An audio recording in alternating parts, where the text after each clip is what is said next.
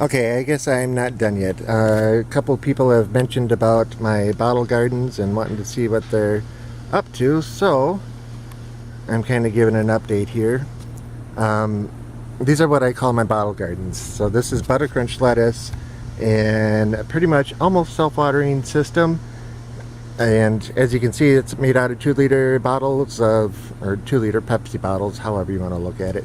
All put on to PVC pipes, and around the side you can see where it goes around the post, and part of it's sticking up. That's where you put the water in. It automatically levels out to about 3 inches up in the bottle and soaks the lettuce. Now I just did a harvest on these about 3 hours ago, so that's why they're looking a little bit thin, but I probably pulled, well, when you see the rest of it you'll understand how I pulled about 2.5 pounds of lettuce off of here.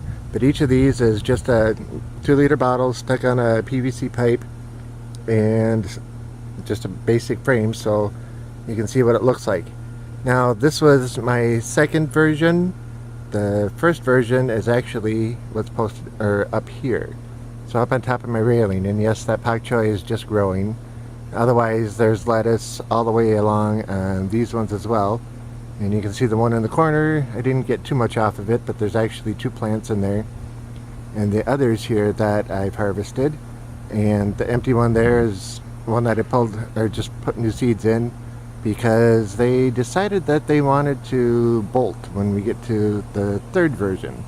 So the ones that we're looking at here are my first version. You can see the connectors on the bottoms are kind of janky and messed up and everything, but it was the first try. And again, this one is pretty much self-watering.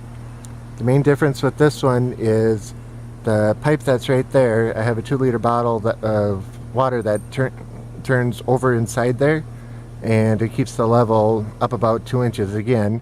And then if it overflows, you come down to this side, and the upright pipe right there is an overflow, so the water level can't get higher than that part, and the pipe on the end of the bottle keeps it about 1/2 inch below that. So I fill the bottle up in the morning and it eventually soaks in throughout the day.